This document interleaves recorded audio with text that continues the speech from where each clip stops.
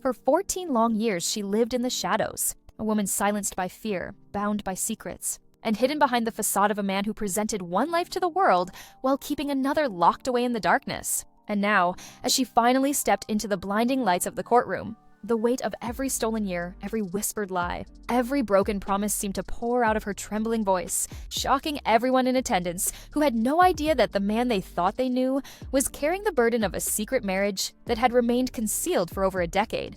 And as she began to recount the story from the very beginning, the gallery leaned forward, journalists gripped their pens, and the judge himself shifted in his chair, for this was not just a personal confession, but an unraveling of a hidden world of manipulation, betrayal, and control where love had been promised, but chains had been delivered, where her devotion had been weaponized and her silence demanded as the price of survival. And as she spoke of the early years when he first persuaded her to remain unseen, painting illusions of protection and promises that the time isn't right, while assuring her that one day their union would no longer need to hide, the courtroom fell eerily silent.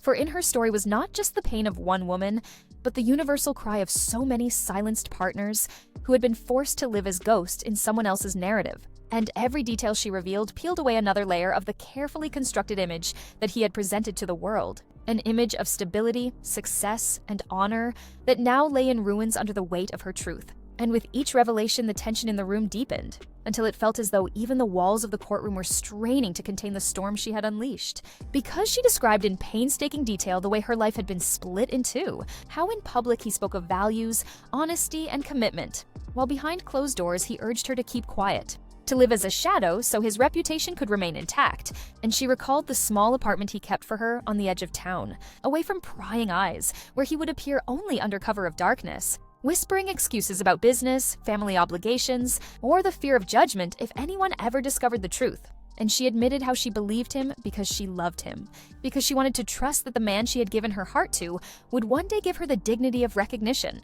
But as the years slipped by one after another, the excuses became weaker, the promises more hollow, and the isolation more unbearable, until she no longer recognized the woman staring back at her in the mirror.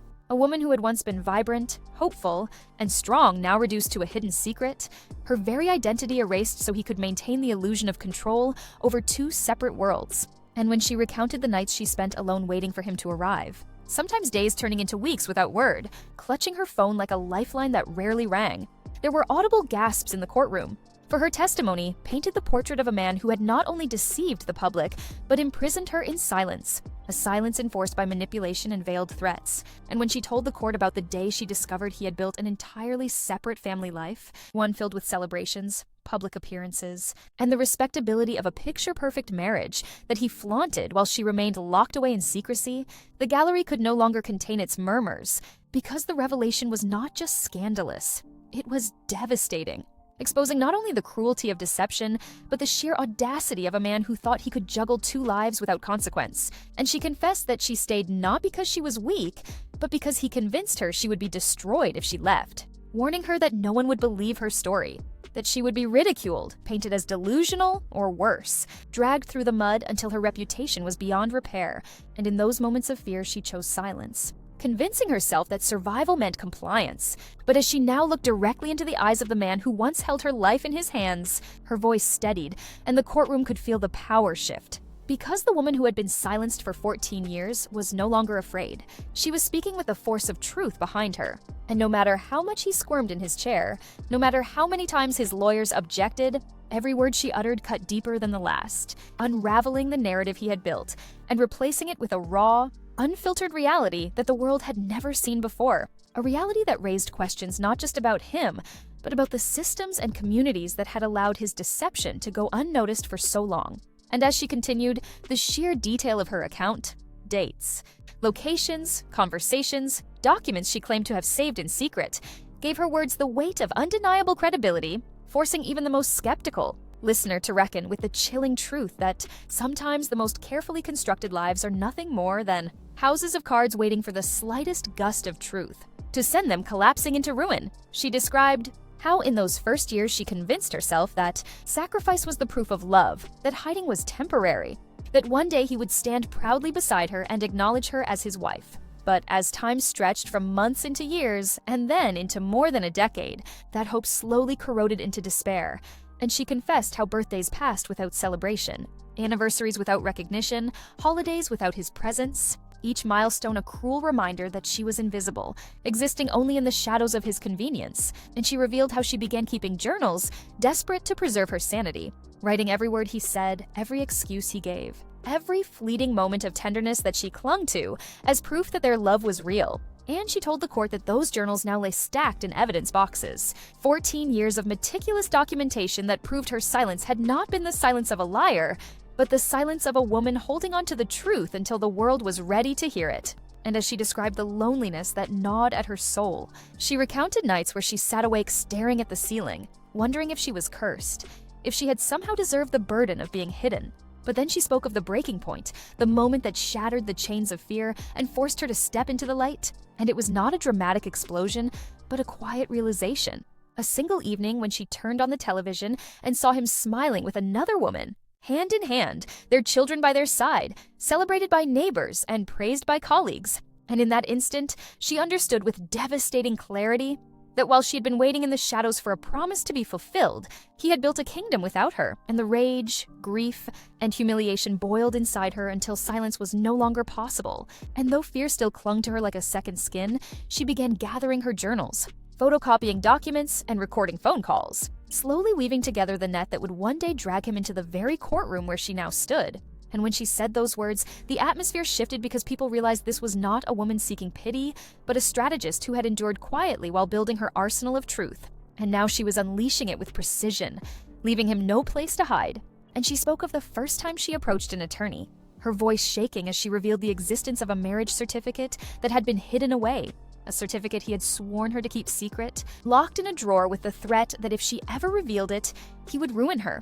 But now that certificate lay before the court, a physical manifestation of everything he had denied.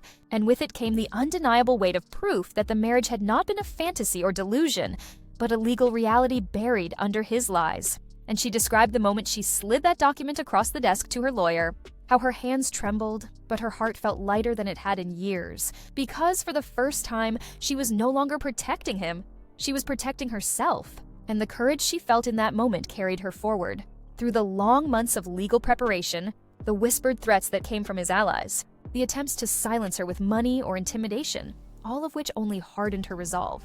And she confessed how there were nights she cried herself to sleep, fearing she would not survive the storm, but each morning she rose again, driven by the conviction that her voice mattered, that her story deserved to be heard, and that no man, no matter how powerful or respected, had the right to erase her existence. And as the gallery hung on her every word, many found themselves not merely listening to a scandal, but witnessing a transformation, the rebirth of a woman reclaiming her dignity after years of erasure. And the courtroom itself seemed to pulse with the weight of her truth, a truth that no longer belonged to her alone, but to the world. Etched into record, unshakable, undeniable, and as she turned her gaze from the judge to the man at the defense table, her voice hardened, no longer trembling but steady, fierce and unrelenting, because this was not just her testimony, it was her reckoning, and every syllable carried the force of 14 years of suppressed truth, now unleashed in a flood that could not be stopped. The moment her voice pierced the silence of the courtroom, the ripple of her revelation spread far beyond those walls. And part 2 of her journey began not with the gavel of the judge or the gasp of the spectators, but with the firestorm of consequences that ignited in the days that followed. Because once the truth was spoken aloud, it could no longer be contained. And the man who had spent 14 years crafting an image of integrity, family values, and stability now found himself standing on quicksand as every institution that once upheld him began to question what else he had hidden. And the woman, once nameless and faceless in the shadows, found herself at the center of a media storm, her identity splashed across headlines, her photographs circulating on every screen. Her story dissected by pundits and strangers who alternated between sympathy and suspicion. And she admitted to the court that this new visibility was both liberating and terrifying. Because while she no longer had to hide, she now had to endure the scrutiny of a world eager for scandal. And yet, even under the crushing weight of judgment, she stood taller than she ever had, because she knew the truth was her shield. And she wielded it with the confidence of someone who had already survived the worst that silence had to offer. And in her testimony, she laid out the years that followed the breaking point, years where she meticulously documented everything, Years where she collected receipts, phone records, and even secret recordings of his late-night visits, conversations in which he begged her not to expose him, his voice dripping with panic as he offered promises, money, and even threats to keep her quiet. But with every desperate plea, he only confirmed the depth of his deceit. And she told the court how those recordings now formed the backbone of her case, undeniable evidence that stripped away the mask he had worn for so long. And as the prosecution played snippets of those recordings, the courtroom sat frozen, listening to the once respected man's voice shift from charm to cruelty, from pleading to rage, each tone a revelation of the control he had exercised over her. And with every word that echoed through the chamber, the man himself seemed to shrink further into his seat, his eyes darting, his jaw tightening, his hands clenched in futile defiance. Because the persona he had presented to the world was disintegrating in real time, exposed as nothing more than a fragile performance, and she continued her testimony with a precision that stunned even seasoned attorneys, recalling dates, times, and circumstances with a clarity that suggested she had replayed these moments in her mind 1,000 times before, each memory etched into her soul like scars that never faded. And she described how she had lived 2 lives simultaneously, one in which she was his wife in secret, receiving his promises, enduring his neglect, and another in which she was an invisible observer of his public life, watching him stand proudly beside another woman, watching him praised by communities who hailed him as a model husband and father. And she confessed that the cruelest cut of all was not his neglect of her, but his willingness to pretend she did not exist, as if her love, her sacrifices, her very life meant nothing. And she admitted that the betrayal ate at her like poison, but instead of killing her, it forged her into steel. And that steel now rang with every word she delivered before the judge, a relentless hammer of truth smashing the false idols of his reputation. And as her testimony grew in scope, it painted not only the picture of a deceiver, but the broader tragedy of a society too willing to look away, too willing to accept appearances without question, too eager to celebrate the polished image of success while ignoring the quiet suffering hidden in the shadows. And the courtroom became more than a place of law. It became a stage upon which the entire world confronted its own complicity in allowing powerful men to manipulate narratives unchecked. And as the cameras rolled and the transcripts spread across the internet, her story resonated far beyond her personal pain, becoming a rallying cry for silenced voices everywhere who recognized their own experiences in her words. And in that resonance lay her true power, because she was no longer just one woman against one man. She was the embodiment of countless others. And the tidal wave of support that began to rise outside the courthouse was proof that her silence had not been wasted. It had been gathering force, and now unleashed. It was unstoppable. She explained that once her testimony reached the outside world, it was as if a dam had broken, because for years she had carried the unbearable weight of secrets alone.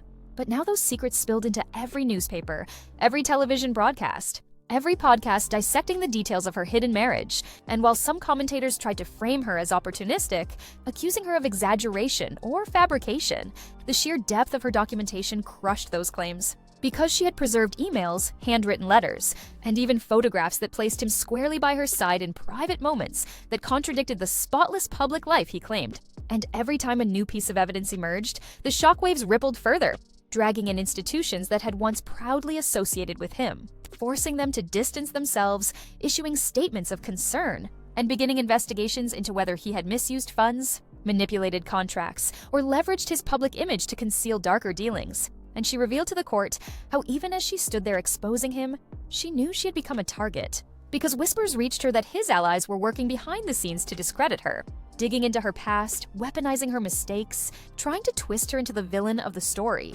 But she admitted she had prepared for this, that she had braced herself for the smear campaign long before she ever stepped into the witness box. And so every attempt they made to distort her image only backfired, because the more they tried to silence her, the louder her truth became, resonating with ordinary people who saw in her resilience a reflection of their own unspoken battles. And as she told the jury about the emotional cost of living in exile, about the friends she lost, the jobs she left behind, the family relationships strained by her secrecy, it became clear that this was not merely a scandal about a man's betrayal, but a saga about systemic control, a pattern of exploitation that thrived in silence. And she said that the most terrifying realization came not when she discovered he had another life, but when she understood how easily people believed his version over hers, how neighbors dismissed her absence, how colleagues ignored her isolation, how even when she hinted at her pain, people brushed it aside, preferring the comfort of his carefully curated image. And she looked directly at the jury when she said those words, her eyes burning with the intensity of someone who had been erased and refused to be invisible any longer. And in that moment, her story ceased being only about deception and became about survival, about reclaiming the identity that had been stolen from her. And as the hours turned into days, her testimony sprawled into a labyrinth of details so intricate and precise that even seasoned legal analysts admitted they had never seen such a thorough dismantling of a defendant's public life. And the more she spoke, the clearer it became that the courtroom was not just a venue for justice, but a battlefield of narratives. His desperate attempt to preserve the illusion of a respectable man colliding violently with her relentless insistence on truth. And in that collision, the mask he had worn cracked beyond repair. And though his lawyers objected again and again, trying to derail her with technicalities, the judge allowed her to continue, perhaps sensing that the depth of her story was not only relevant but necessary, because justice is not just about facts, but about the human reality behind those facts. And she poured out that reality with a force that stunned the room, weaving together years of hidden suffering into a single tapestry of betrayal, endurance, and awakening, a tapestry that grew richer with every thread she added, until those listening could no longer see her as a victim, but as a warrior who had waited 14 years to take back her voice. And she declared boldly that though she had once lived as a secret, she would die with the world knowing her truth. And in that vow lay the kind of unshakable conviction that not only destroys lies, but reshapes history itself. If part 1 had been the revelation, and part 2 the storm that followed, then part 3 was the reckoning. Because once the truth was unshackled from silence, it became impossible to contain. And as the trial pressed forward, the walls of the courtroom seemed to vibrate with tension. Not only because of the devastating testimony already delivered, but because everyone present sensed that the most damning revelations were yet to come. And as she adjusted the microphone and lifted her chin, her voice steady despite the weight of the world pressing against her, she began to unravel the hidden financial web that underpinned the double life he had constructed, explaining in detail how for years he had siphoned money from joint accounts, funneled income through shell companies, and disguised assets in order to maintain the facade of respectability for his public family, while simultaneously funding the secret existence he shared with her.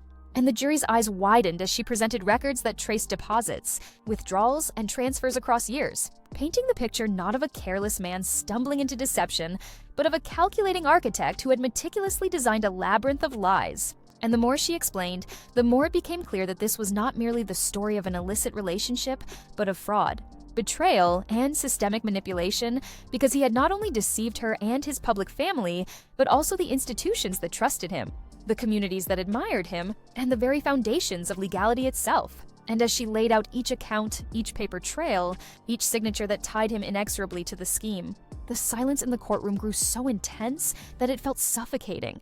Until finally, the prosecutor lifted one of the documents she had provided and read aloud the damning line where he had signed his name under the false pretense of business. And the sound of his name echoing in that chamber was like the crack of thunder after lightning, undeniable and terrifying in its simplicity.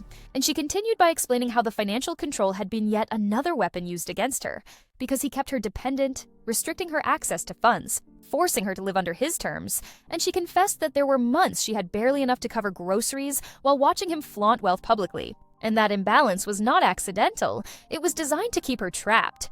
And the courage it took for her to gather those financial documents in secret, to photograph statements, to save copies hidden away in boxes and disguised folders, was the kind of quiet resistance that no one saw until now. And as the jury scribbled notes and the judge's brow furrowed, it became clear that this was no longer just a trial of morality, but a trial of crimes. And the man at the defense table, once the epitome of composure, now sat pale and motionless, his eyes flickering nervously as though searching for an escape that no longer existed. And the woman, his hidden wife, leaned forward and told the court that for years she had been told her voice would ruin everything, that speaking out would destroy not only him but herself. And yet, here she was, her voice stronger than ever, not ruined but reborn, and the world beyond those walls waited breathlessly for every new detail. Because by now her story had transcended scandal and become something larger, a mirror held up to a culture that enabled deceit and silenced women.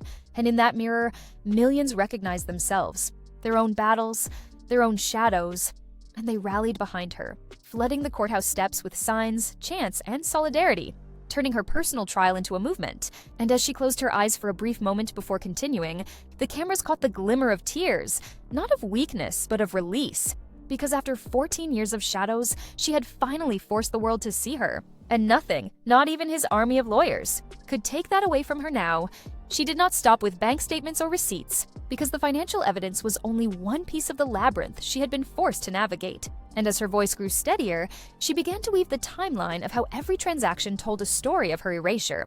How he had booked flights under aliases, paid rent in cash for the apartment that became her invisible cage, diverted funds from joint investments to cover hotel stays, and even used charitable contributions as cover for his private expenditures. And the prosecutor guided her gently through each exhibit until the mountain of paper stacked in front of the jury became a silent but unshakable monument to his duplicity. And she explained that these were not just numbers, but proof of the choices he had made. Choices that prioritized his image over her existence. Choices that proved he was not a man trapped by circumstance, but an architect of deceit. And she admitted to the court that it was in those financial trails that she first began to reclaim her strength. Because once she realized he had left fingerprints everywhere, she understood that no matter how much he gaslighted her, no matter how many times he said no one would believe her, the truth was right there in black and white, undeniable and permanent. And she described the nights she spent hunched over bank statements, lit only by a desk lamp, cross-checking transactions, circling dates, piecing together the puzzle of his lies. And in that meticulous work, she found not despair, but determination, because every circled number, every highlighted withdrawal was a promise to herself that one day the world would see what she saw. And as she testified, the jurors leaned in, captivated not only by the evidence, but by the resilience of a woman who had turned her suffering into strategy, who had transformed the very tools of her oppression into the weapons of her liberation. And while the defense tried to object, calling her obsessive, the judge silenced them, pointing out that the evidence she brought forth was precise, corroborated, and admissible. And that rebuke was a turning point, because it became clear to everyone that the courtroom was no longer bending to his power, but shifting in her favor. And she revealed how the financial abuse extended beyond control of money, explaining how he weaponized her dependence to dictate where she could live, who she could see, even whether she could pursue work. And she confessed that she had lost jobs because he would not allow her to appear in public settings where someone might ask questions, and that the suffocating isolation left her doubting her own worth until she began to document every restriction, keeping lists of the times he forbade her from attending family gatherings, the excuses he fed her about why she needed to remain hidden, and the subtle threats he made if she dared defy him. And she told the jury that the cruelest part was not always the shouting or the threats, but the silences. The way he could vanish for weeks, leaving her without money or explanation. A silence that gnawed at her spirit until she felt she had ceased to exist. And yet in that void, she also found clarity, because she realized that survival meant creating a record. And that record had now become the backbone of this case. And as the gallery watched her unfold these details, the public image of him as a respectable man crumbled further, replaced by the portrait of a manipulator who had preyed upon loyalty. And she said that the moment she decided to bring this evidence forward, she knew she was not only fighting for herself, but for every hidden woman who had ever been told her story did not matter. And she reminded the court that silence is not consent, it is survival. And those words echoed through the chamber like a mantra, picked up by reporters and blasted across headlines, resonating with audiences far beyond the courtroom who recognized the truth in them. And as the days of Part 3 unfolded, her testimony expanded from personal betrayal into systemic indictment, because she began to name the institutions that had looked the other way, the employers who praised his leadership, the organizations that accepted his donations, the friends and colleagues who ignored the inconsistencies. And she forced the world to confront the uncomfortable reality that deception thrives not only through the actions of the liar, but through the willful blindness of those who choose comfort over truth. And in doing so, she transformed her case into something larger than herself, into a cultural reckoning that challenged everyone who had once applauded him to ask how much they had been complicit. And as she stared across the courtroom at the man who had stolen 14 years of her life, her voice carried not bitterness, but steel.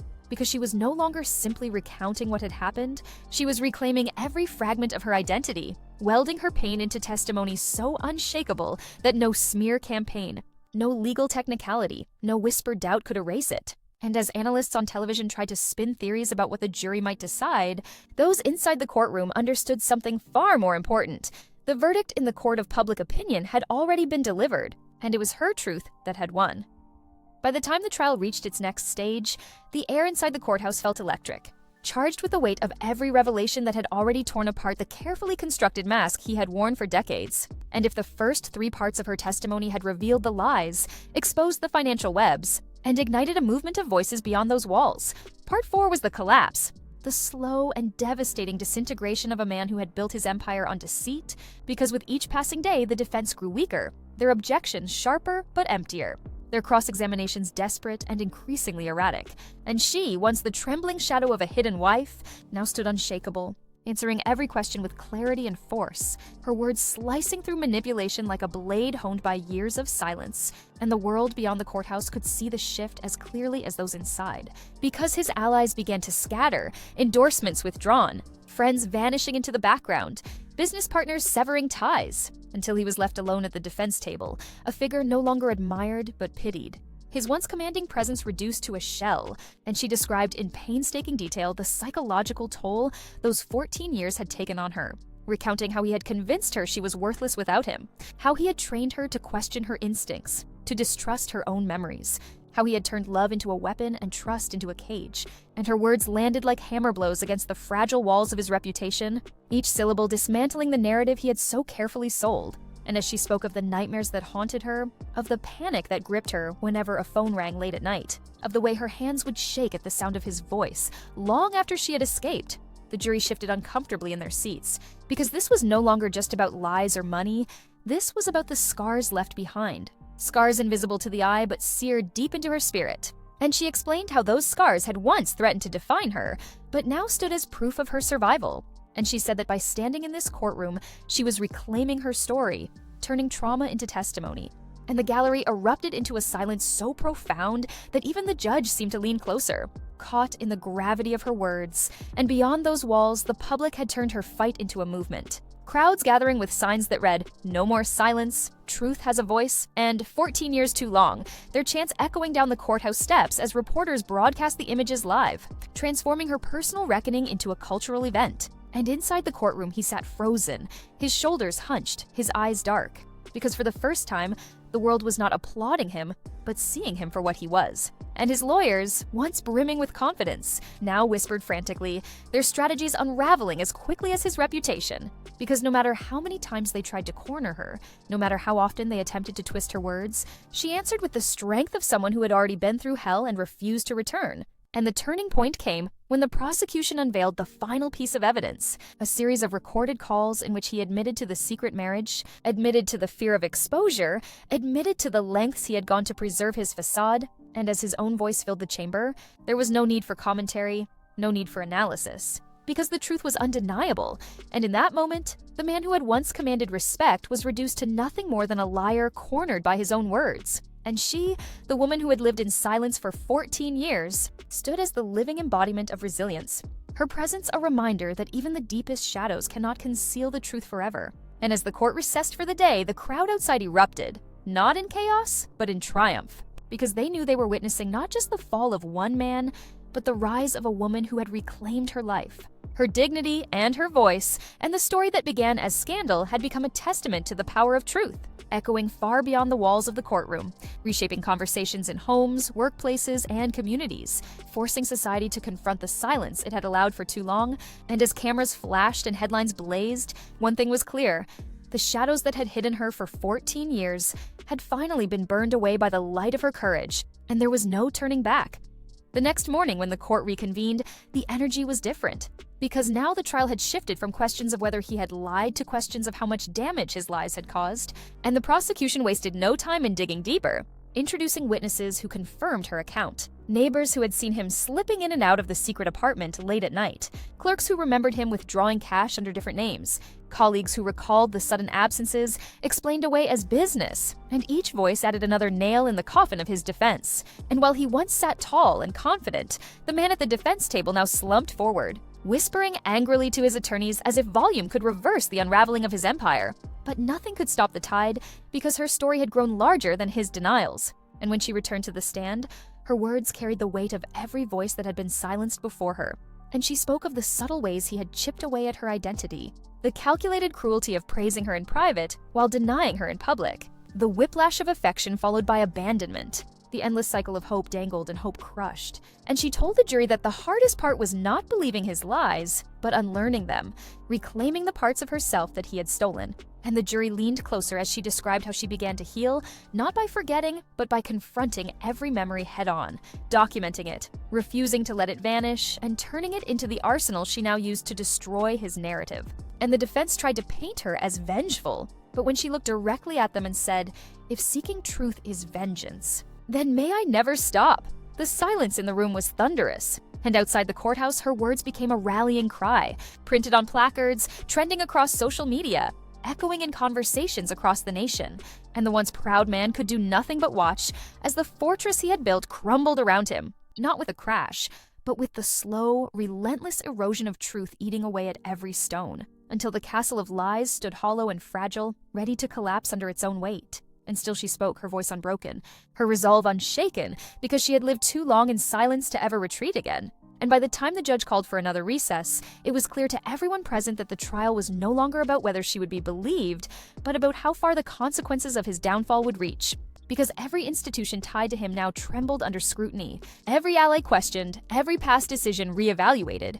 And the wave of accountability she unleashed was not stopping at the courtroom door, but spreading outward like a wildfire that no one could contain.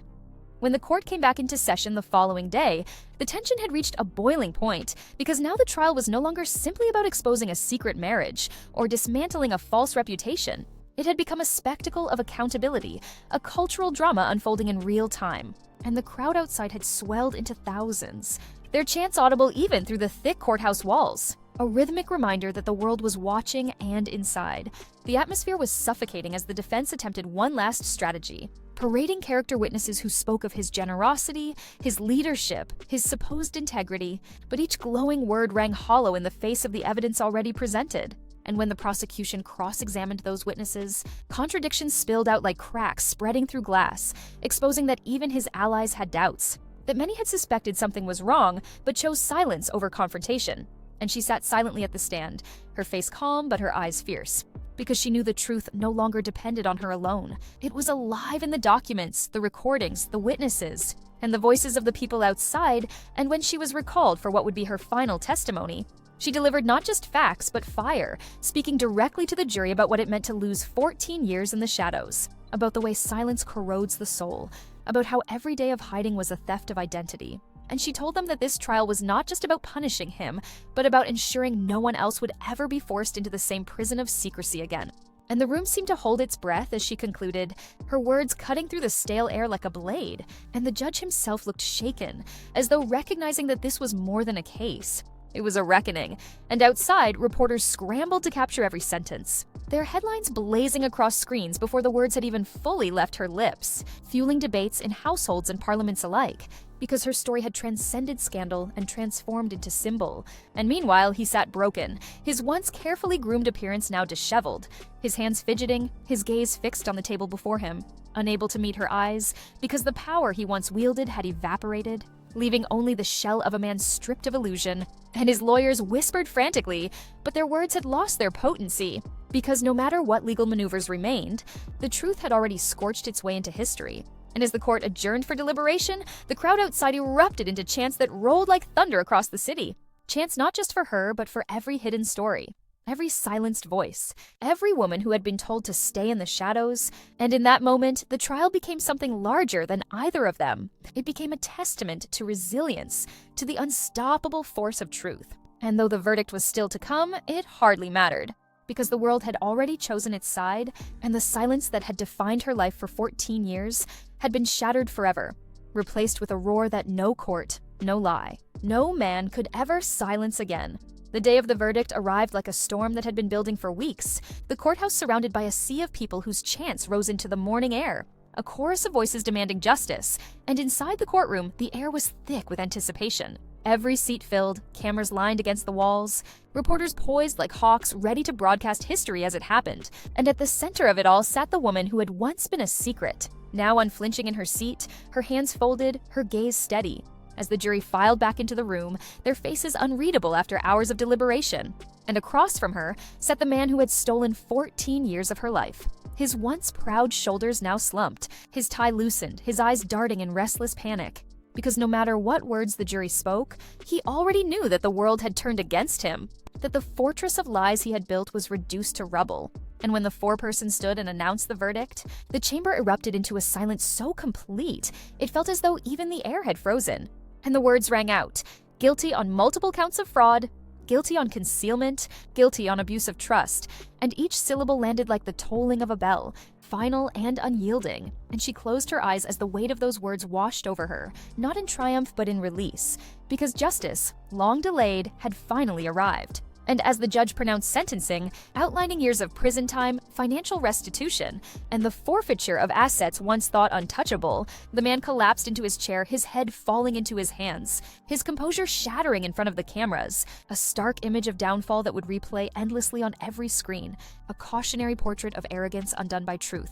And while he was led away in handcuffs, she remained seated, still and composed, because she did not need to gloat or celebrate. Her victory was not in his punishment, but in her survival, in the fact that her voice, once silenced, now echoed through the world, unstoppable, undeniable. And when she finally stepped outside into the blinding sunlight, the roar of the crowd engulfed her, a tidal wave of cheers, tears, and chants that carried her name, her story, her truth.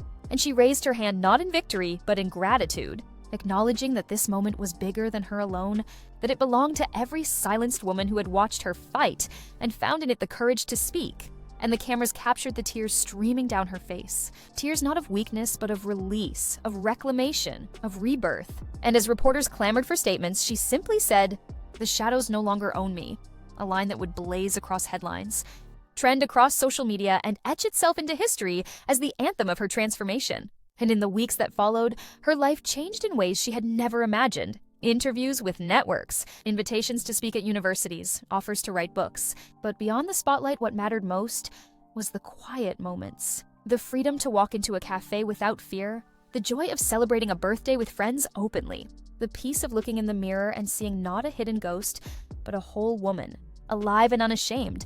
And though the scars remained, they no longer defined her. They had become reminders of her strength. And as the world debated the larger implications of her case, about power, silence, complicity, and justice, she retreated into a new life built not on secrecy but on truth. And while his name faded into infamy, hers rose into legacy. Not because she sought fame, but because she embodied resilience. And her story, once buried in the shadows, now lived forever in the light, a reminder that even the deepest lies cannot bury the truth. And that sometimes the courage of one voice is enough to shatter the silence of millions. And so Part 5 did not end with his downfall, but with her rebirth, a final testament to the unbreakable power of truth. And as history recorded it, the world knew that the woman who had once been hidden for 14 years would never be hidden again.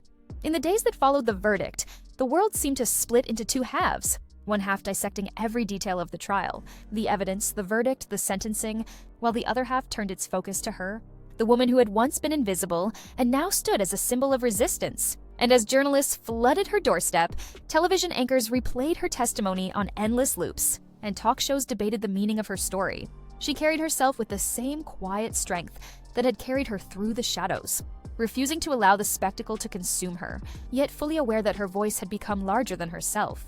And while he was led into a cold prison cell stripped of the luxuries and privileges he once flaunted, his empire dissolving in lawsuits, bankruptcies, and betrayals, she walked into the sunlight of freedom, finally able to live without hiding. And she told interviewers that the greatest victory was not the guilty verdict, but the simple freedom of being seen, of having her name acknowledged without shame, her story believed without question, her existence validated after years of denial. And those words resonated far beyond the courthouse, sparking movements, rallies, and conversations in every corner of society. And soon universities invited her to speak. Advocacy groups sought her voice. Lawmakers cited her case in debates about reform, and her transformation from a silenced shadow to a public figure became the very proof that even the most invisible among us could reshape history with truth. And as for him, the world watched with fascination as his life in prison unraveled. Stories leaked of a man once accustomed to power, now reduced to an inmate number. A man who had once demanded silence, now surrounded by voices he could not control, his arrogance eroding into bitterness, his name remembered not as a legacy, but as a warning. And the irony was not lost on anyone that the woman he had silenced for 14 years now had the louder voice. her words echoing in books, documentaries, and classrooms, while his voice faded into obscurity behind concrete walls. And when asked if she ever felt satisfaction at his downfall, she simply shook her head and said, "It was never about his end, it was about my beginning." And that line, simple and profound, became the closing note of countless broadcasts, a reminder that justice is not always about punishment, but about reclamation.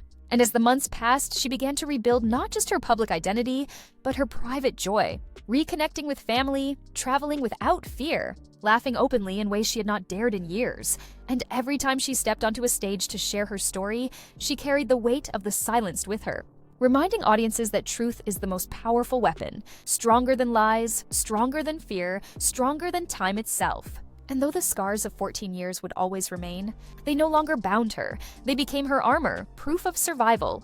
And as the documentary crews captured her walking down courthouse steps months later to visit those still protesting for others, the image became iconic. A woman once hidden, now standing in full light, unbroken, unstoppable, unforgettable. And history recorded her not only as the secret wife who shocked the world in court, but as the voice that would not be silenced, the light that proved no shadow lasts forever.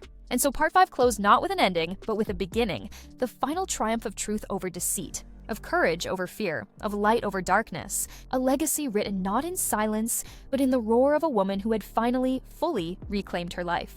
As the weeks turned into months, the ripples of the trial grew into waves that reshaped entire landscapes, because what began as a scandal in a single courtroom had ignited a conversation that spread across continents, debated in newsrooms, classrooms, courtrooms, and living rooms. And her name became synonymous with survival, with courage, with the refusal to remain silenced. And she found herself invited not only to speak at rallies or conferences, but at international summits, where leaders quoted her words and advocates held up her story as proof that even the most carefully constructed lies could be dismantled by persistence. And every time she spoke, she reminded people that her case was not unique, that behind her voice were countless others still trapped in the shadows, and that the true measure of justice would not be her victory alone, but the changes that followed to protect the invisible. And legislation began to shift as lawmakers invoked her story to argue for stronger protections for spouses, stricter penalties for financial concealment, and greater transparency in legal systems that had too often failed the vulnerable. And while she stood in the light of global attention,